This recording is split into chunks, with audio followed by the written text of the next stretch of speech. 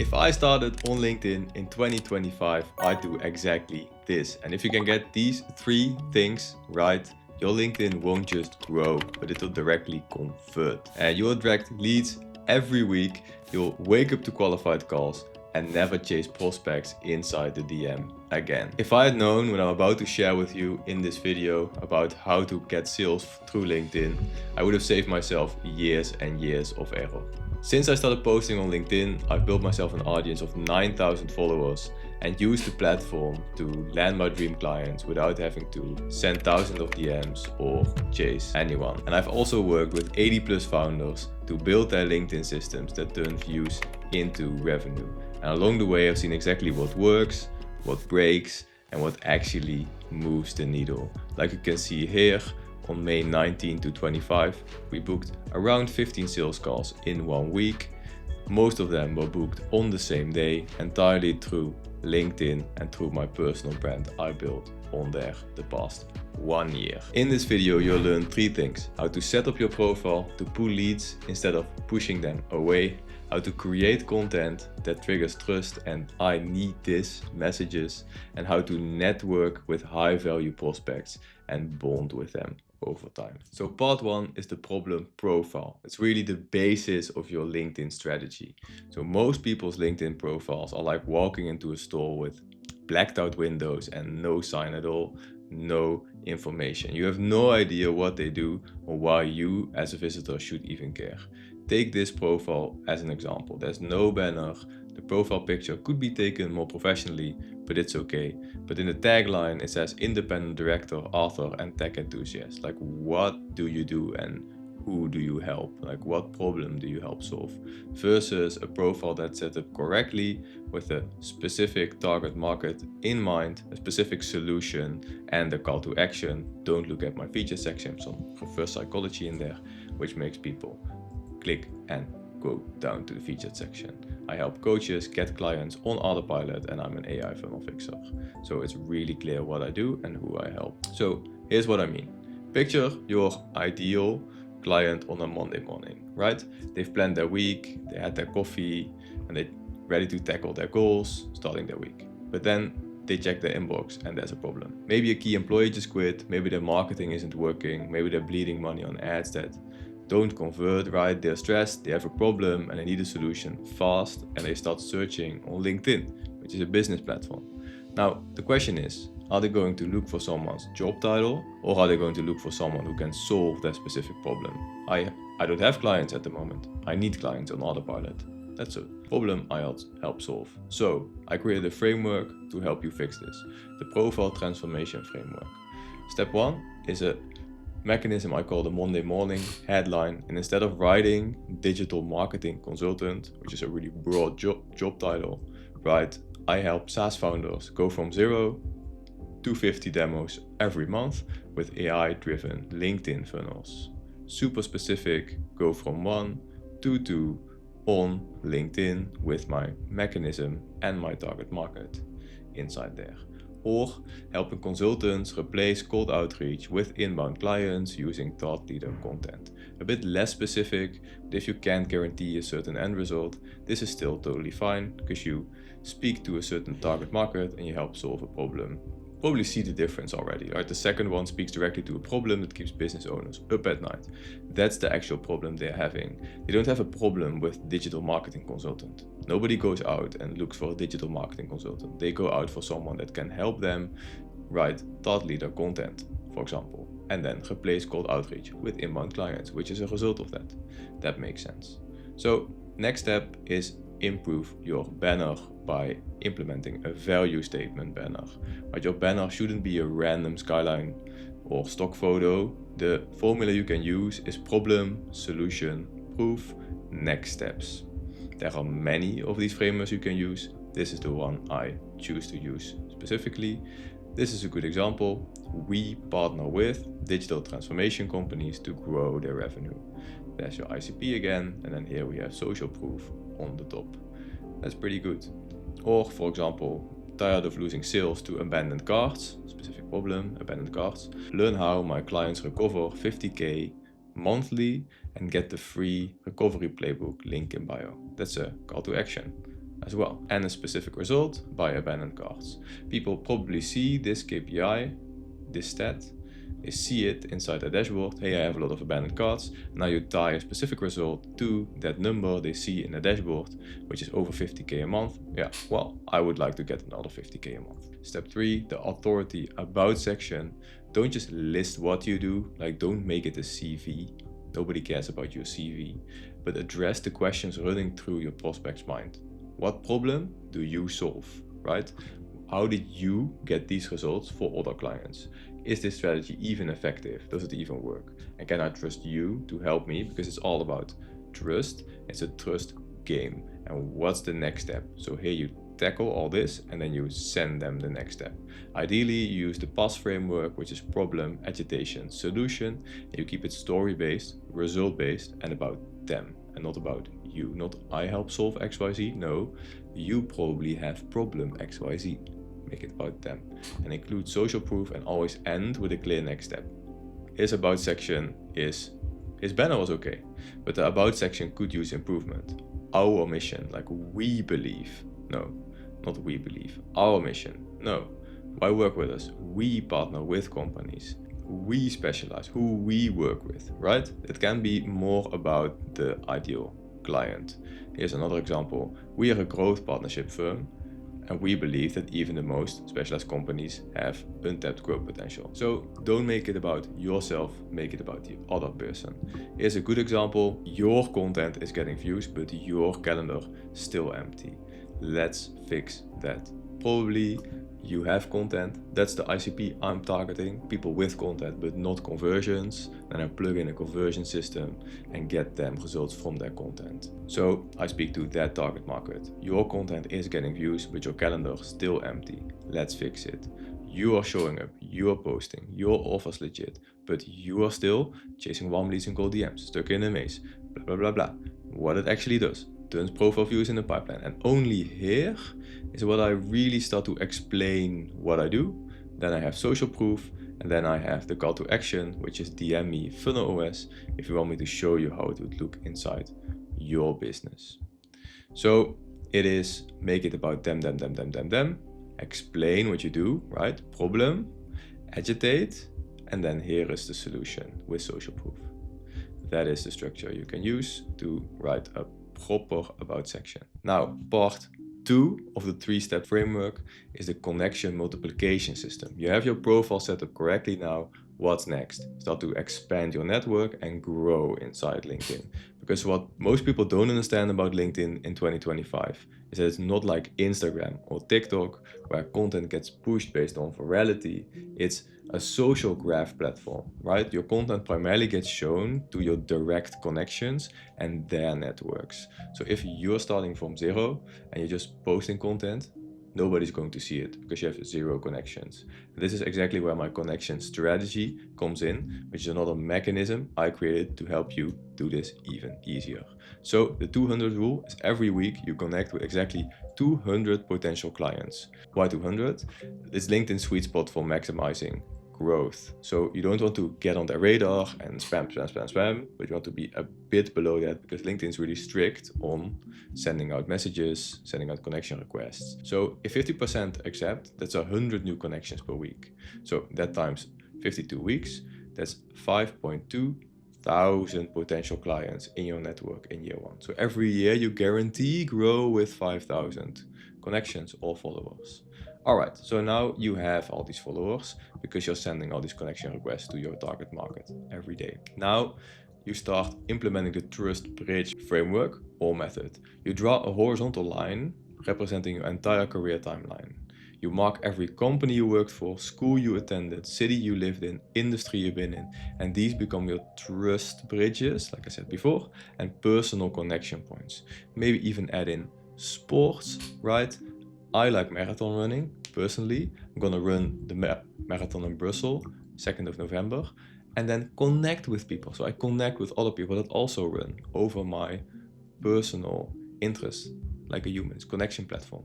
So here you can see a couple examples. I posted the LinkedIn post as well, where I ran a marathon in Rotterdam. Here I'm sitting outside, really low key. Here I'm drinking a beer with a business friend, also low key. I went skiing image, low-key. I trained my little brother on how to create viral lead magnets. That's a personal story as well. He didn't really want to be on LinkedIn, but I still snapped this picture from behind so you can't see him. But still really nice that I can share this personal story and connect with people over it. I got a lot of good and fun responses from them. So it's about not taking yourself so seriously and just sharing a personal side and like a human share your story.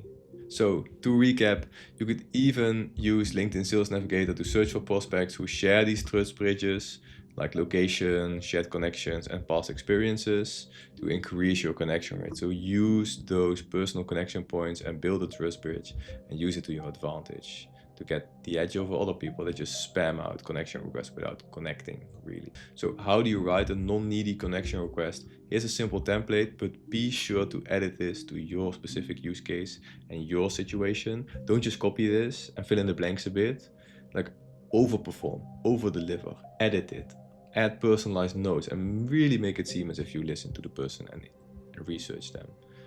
An example is, hi name, I notice you are also in shared connection point. I notice you also run marathons.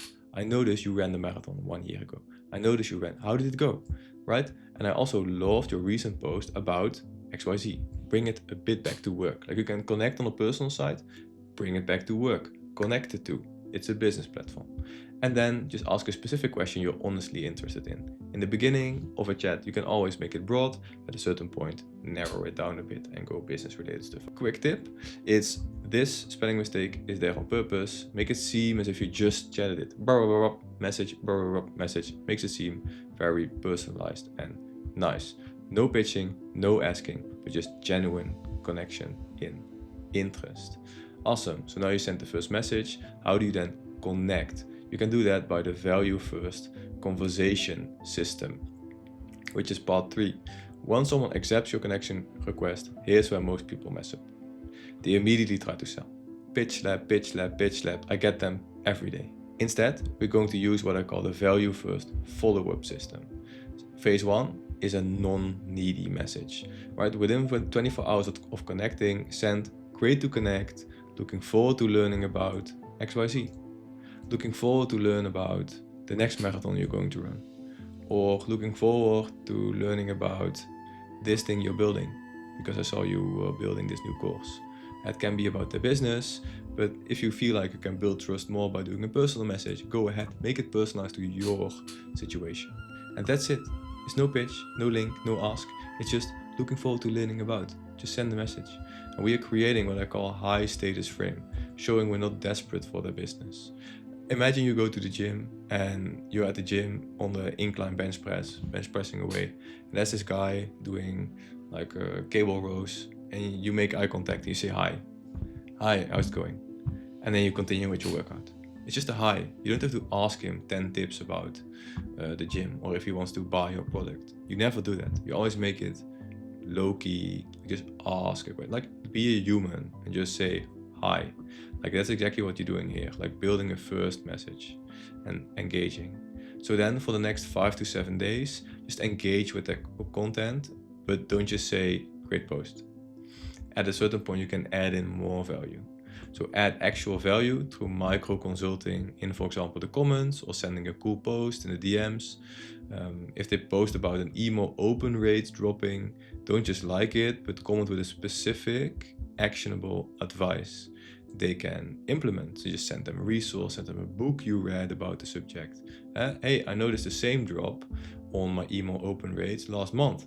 We fixed it by avoiding free or discount in subject lines. Spam filters got stricter. I also started sending between 10 and 11 a.m. Tuesday to Thursday instead of Monday mornings, and open rates jumped, blah blah blah. Happy to share more examples if helpful. You can even leave this out, like don't make an ask. Just send the info. Now that I read this again, right? Just make it simple and just give them value. And you're demonstrating expertise while helping them solve a real problem, gaining those bonus trust points. +1 point, next time, +1 point. Hey, there's this guy again. +1 point, +1 point. That was a good book, +1 point. Keep it up, keep it up. And at a certain point, they will ask you questions and are interested in you. So, phase 3 of these 3 phases is the monthly campaign. And once you've built that relationship, we can create what I call a compelling event. So it's a specific window of opportunity that drives action. So week 1 to 3, for example, you can see there's a 4-week timeline. You share valuable content, engage with your network, and build relationships through DM. And then at week 4, you run a specific campaign with a clear deadline, also called an offer campaign, which is what we do with all our clients. The exact sequence is just the announcement. And keep in mind, you can do this in the DM, but you can also do this in posts. So you do an offer campaign for a week of posts. So Monday, Tuesday, Wednesday, Thursday, Friday, every day you do a post leading up to this moment, which is the deadline. So you have an announcement post on Monday, a case study post on Wednesday, you can do a value post on Tuesday, Thursday is also a case study, and then Friday is a deadline, but in LinkedIn post format. But for now, we're going to focus on DM. Hey, name, quick heads up, I'm looking to work with 5 industry owners this month who want specific result you can offer, right? Result based. Based on your recent post about XYZ, I thought you might be interested. Would you like to learn more? Then message 2, if they don't respond, just want to share. One of the industry owners I work with last month achieved specific result in just time. I'm looking to replicate this with a few more businesses this month. Still have 3 spots left if you're interested. Something else that could work really well is, so who else do you know? Not are you interested? No. Who else do you know? Who can you refer me to? So you get a warm introduction to somebody else that might be a fit for your program. That's even better, because then somebody sent you to them, which elevates your authority and your trust with that person. And it doesn't come across as pitchy. So who do you know that might be interested in? Maybe they say, yeah, that's me. Awesome. Then you close them. If they say, it's not me, someone else, also awesome, they refer you someone else. Quick tip on the side. So message 3 is the deadline, which is, hey, name, just letting you know, today's the last day for specific offer. Let me know if you'd like to learn more before it closes. Just closing it off. If they don't respond, totally fine, but you still build up all this trust with them in all these phases, and at this point, you just try to capitalize on it. And if they want help, they want, and if they don't, they don't. Awesome. So then the content engine that converts, right? You have your DM outreach strategy, you're building trust with people, your profile is set up correctly, and you're even expanding your network through the connection requests. So basically everything in the basis is ready. Now we can focus on building a long-term part of the business, which is a content engine, where most people think they need to go viral to succeed on LinkedIn. I've gone viral a couple times. It helps, but you don't need millions of views, because on LinkedIn you just need the right ones. And you can use the 80-20 content rule for it, where 80% is value-driven content and 20% is promotional content. You can think of it like TV, because every 12 minutes, I counted this with my father a couple days ago, actually timed it in the timer, but roughly 12 minutes of every hour of watching TV is advertising, because they figured out that sweet spot. My own weekly content formula is 2 posts a week of growth content, which is broad, still linked to what I do, but broad. 2 posts a week of educational content. I have done 2 posts a week of capture as well. Works great. Booked a lot of calls in those weeks. Don't have to do it in the beginning, because you'll probably want to focus on this top of funnel content. And then you have middle of funnel content and bottom of funnel content. Here you capture a lot of audience. Here it's a bit tighter, and here it's even tighter. So you get this shape, right? That's a funnel shape. And here you're pretty broad. Awesome. So content types that convert, it's either story posts, educational posts, or case study posts. Story post is a personal journey story. I ran a marathon in so many hours and it was really hard, and this happened. Or even where you started and where you are now, the failures, lessons, but always tied back to a business lesson your audience can use. It's a business platform, right? And these educational posts are your unlock moments. You bring attention to a problem they didn't know they had, or solution they didn't know existed. So you educate them on something they didn't know already. It can also be like a paradigm shift. So case study posts is real results from real clients, and these build trust and show what's possible. So a couple example posts from me. Here's one personal story, just me in Australia on the beach, chilling, sharing a personal story where I had no focus for a little while. Awesome. there's a post about converting. So it's about LinkedIn coaches and consultants that are under attack, because every week I book 10 to 15 sales calls with this simple funnel they can build in 50 minutes. And I actually share that funnel inside the post and got 1800 comments and around 10 to 20 booked calls from this one post alone. This one got 100k impressions. So like, going viral helps, but it's not my sole LinkedIn strategy. You need basically all the components. And here is a case study post of Verhagen, who booked 10 appointments in our collaboration, and he's now working on branding. Yeah, and from time to time kind of want to switch it up. So here I just asked the poll what their problem is, so I can build another mini system for them and fix it one thing in their business this month. So for maximum impact, you can best post on Monday through Friday for consistency, and use video where possible as well, because it builds deeper connection than text, especially now with AI. Like, if you can actually see someone's face, builds connection stronger. Ideally, you keep videos to 45 to 2 minutes max. Focus on vertical formats so you can kind of repurpose it across different platforms, and engage with others' content 15 minutes before and 30 minutes after you post. Kind of tricks the algorithm. You can do this as extra tips. Most important part is the base and the strategy. An additional strategy you can use is to not just post and disappear, but keep a bit of activity on the platform going. Build a spreadsheet of 20 to 30 accounts in your target market. Check their content daily and leave good, thoughtful, valuable comments. And this trains the algorithm to show that your content is similar to other people's content and makes you connect with them over time, or be shared in the feed to similar people that like your content style. And there you have it, the exact 3-part system I'd use to build a LinkedIn that actually converts in 2025. And remember, most people focus on follower count and vanity metrics like likes and comments, but what actually matters is building a deep, valuable connection with your audience, with the right people to provide real value to them. Don't just shoot with hail, but shoot like a sniper. You can start with your profile transformation and then focus on making genuine connections with people, chat with them, provide them value, send them resources, send them book recommendations, share stuff with them, and then finally create content that serves your audience on the feed and provides a long-term strategy for your content. And if you implement just one of these strategies a week, you'll start seeing more and better results than 90% of the people on this platform. I can basically guarantee you that. And if this helped you out, hit that like button and hit subscribe for more LinkedIn tips that actually work. And I'll see you in the next one.